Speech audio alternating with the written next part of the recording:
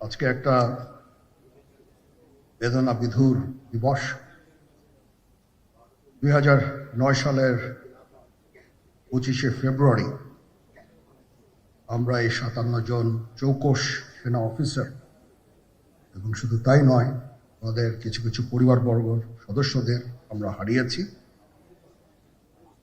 এখানে আসার সময় এই ছবিগুলো আমি দেখছিলাম।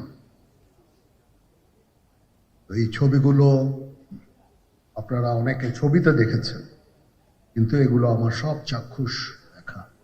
আমি একটা চাক্ষুষ সাক্ষী এই সমস্ত বর্বরতার। একটা জিনিস আমাদের সবসময় মনে রাখতে হবে,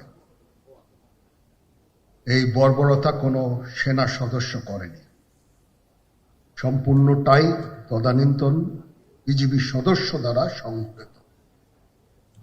ফুল স্টপ। এখানে কোনো ইফ এবং বাট নাই। এখানে যদি ইফ এবং বাট আনেন, এই যে বিচারিক কার্যক্রম এতদিন ধরে হয়েছে, 16 বছর ধরে 17 বছর ধরে যারা জেলে আছে, যারা কনভিক্টেড, সেই বিচারিক প্রক্রিয়া ব্যাহত হবে। এই জিনিসটা আমাদের খুব পরিষ্কার করে মনে রাখা প্রয়োজন। এই বিচারিক প্রক্রিয়াকে নষ্ট করবেন না। যে সমস্ত সদস্য শাস্তি পেয়েছে তারা শাস্তি পাওয়ার যোগ্য। এখানে কোনো রাজনৈতিক নেতৃবৃন্দ এর মধ্যে উপস্থিত ছিল কিনা, ইনভলভ ছিল কিনা, বাইরের কোনো শক্তি এর মধ্যে ইনভলভ ছিল কিনা, সেটার জন্য কমিশন করা হয়েছে। কমিশনের চেয়ারম্যান এখানে আছেন, উনি এটা বের করবেন এবং আপনাদের জানাবেন। ডিজাইন, এলিগেন্স, বিউটি, সেরা পণ্য সবার জন্য জেভিকো। বটম লাইন হচ্ছে যে এই সমস্ত আমাদের এই চৌকস সেনা সদস্য যারা প্রাণ হারিয়েছেন, তারা প্রাণ হারিয়েছেন তদানীন্তন বিডিআর সদস্যদের গুলিতে। আমরা নিজেরা এই সমস্ত জিনিস নিয়ে অনেক ভিন্ন মত পোষণ করছি। কেউ কেউ এই জিনিসটাকে ভিন্ন খাতে প্রবাহিত করার চেষ্টা করছি। সেটা আমাদের জন্য মঙ্গলজনক হবে না। আজকে যদি আমার যে উপদেশ আমি কিছু দিয়ে যাব, সেটা যদি আপনারা গ্রহণ করেন, আপনারা লাভবান হবেন, আমি এটা আপনাদের নিশ্চিত করছি। আমরা নিজেরা ভেদাভেদ সৃষ্টি না করি, আমরা নিজেরা ইউনাইটেড থাকি।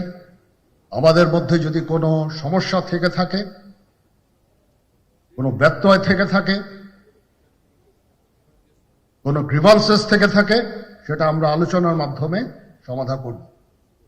এটার জন্য ডানে বায়ে দৌড়িয়ে কোনো লাভ হবে না, নিজের ক্ষতি ছাড়া কোনো লাভ হবে না। আমি আপনাদের এই জিনিসটা নিশ্চিত করে দিচ্ছি।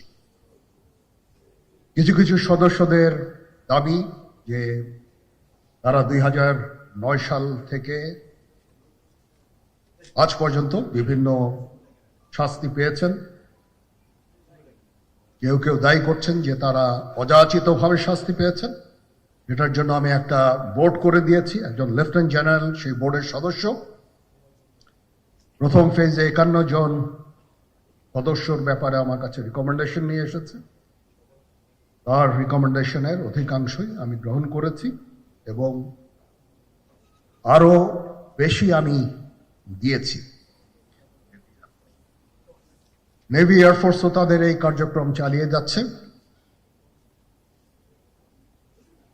আমার স্ট্যান্ড পয়েন্ট হচ্ছে, যদি কেউ অপরাধ করে থাকে সেটার জন্য কোনো ছাড় হবে না, বিন্দু মাত্র ছাড় নাই। আমি আপনাদের পরিষ্কার করে দিচ্ছি, it is a discipline force. Discipline ফোর্সকে ডিসিপ্লিন থাকতে দেন।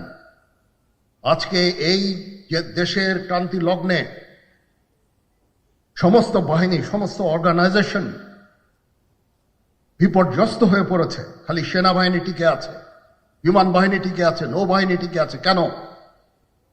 Because of discipline. তারপরেও আমি আমার অফিসারকে আদেশ দিয়েছি, যদি সামান্যতম কোনো সন্দেহের অবকাশ থাকে, কোনো কার বিরুদ্ধে যেই অ্যাকশন নেওয়া হয়েছে, অপরাধী কিনা যদি সামান্য কোনো সন্দেহের অবকাশ থাকে সেটা তাদের ফেভারে যাবে। এটা হচ্ছে আমার ঢালাও নির্দেশ। সেই হিসাবে বিভিন্ন প্রস্তাব আমার কাছে এসেছে। কোনো কোনো প্রস্তাবে আমি আরো আমার নিজে থেকে যোগ করে আরো বেশি আমি নিয়েছি। এভাবে পর্যায়ক্রমে অফিসাররা অ্যাপিয়ার করবে, আসবে, এবং তাদের এই জিনিসগুলো আমরা দেখব।